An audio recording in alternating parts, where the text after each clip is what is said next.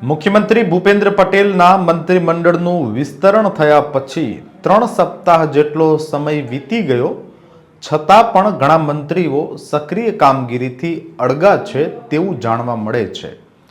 નવા મંત્રી બનેલા નેતાઓને હજુ સુધી મંત્રી તરીકેની કામગીરીનું ટ્યુશન પણ મળ્યું નથી. એટલે થોડા દિવસોમાં પીએમ મોદી ફરી ગુજરાત આવી રહ્યા છે અને વડાપ્રધાનની ગુજરાત મુલાકાત પછી આખાએ મંત્રીમંડળ માટે ખાસ ટ્યુશન ક્લાસ યોજાશે. મંત્રીઓને કેવું ટ્યુશન અપાશે અને પ્રધાનોને શું લેસન આપવામાં આવશે તેની વિગતે ચર્ચા કરીએ. નમસ્કાર, હું છું રિયાઝ. સ્વરાજમાં આપનું સ્વાગત છે. સીએમ ભૂપેન્દ્ર પટેલ અને ડેપ્યુટી સીએમ હર્ષ સંઘવી સહિત કુલ 26 મંત્રીઓ વર્તમાન પ્રધાનમંડળમાં કાર્યરત છે. એટલે કે સ્પેશિયલ 26 પૈકી 1.5 ડઝન જેટલા મંત્રીઓ કાયમી મદદનીશ, અંગત સચિવ સહિતના ઓફિસ સ્ટાફને અભાવે પોતાને મળેલા વિભાગોની સક્રિય કામગીરીથી અળગા છે. એટલે એવું કહેવાય કે મોટા ભાગના મંત્રીઓ સાવ નવરા ધૂપ છે.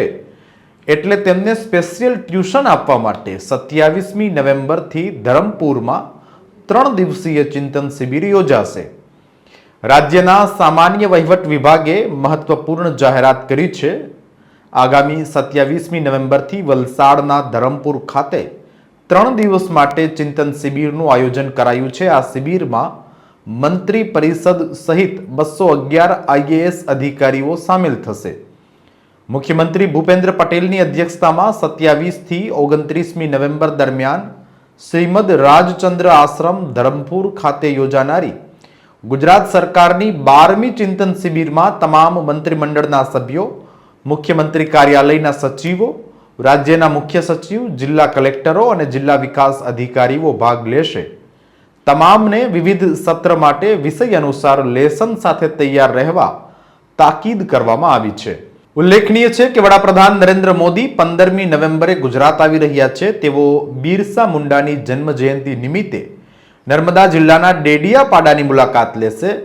આ જ દિવસે પીએમ મોદી સુરતમાં Ahmedabad Mumbai high speed rail એટલે કે બુલેટ ટ્રેન પ્રોજેક્ટ હેઠળ સુરત બિલીમોરા સેક્શનમાં ચાલી રહેલા કામોનું નિરીક્ષણ પણ કરવાના છે. ટોચના અધિકારીઓના જણાવ્યા અનુસાર વડાપ્રધાનના કાર્યક્રમો પૂર્ણ થયા બાદ નવા મંત્રીઓને ઓરિએન્ટેશન સાથે વહીવટી પ્રક્રિયાનું ટ્યુશન આપીને ચિંતન શિબિરમાં જોડાવા માટે તૈયાર કરાશે. કહેવામાં આવે છે કે વર્ષ 2026ના આરંભે 15 મ્યુનિસિપલ કોર્પોરેશન, 71 નગરપાલિકા, 33 જિલ્લા અને 292થી વધુ તાલુકા પંચાયતોની ચૂંટણી યોજાનાર છે. ઉપરાંત ફેબ્રુઆરીમાં વર્ષ 2026-27નું બજેટ પણ રજૂ થશે, જેથી આ ચિંતન શિબિરને વિશેષ મહત્વ આપવામાં આવ્યું છે. નવોદિત મંત્રીઓ સહિત સિનિયર જુનિયર આઈએએસ ઓફિસરોને નવા વિચારો, વિકાસલક્ષી આયોજનો અને કાર્યક્રમો સાથે ચિંતન શિબિરમાં હાજર રહેવા માટે અત્યારથી જ લેસન આપી દેવામાં આવ્યું છે. એટલે હવે મંત્રીઓ, અધિકારીઓને ખાસ ટ્યુશન ક્લાસ અને સ્પેશિયલ 26 માટે સ્પેશિયલ હોમવર્ક કરવા તૈયાર રહેવું પડશે.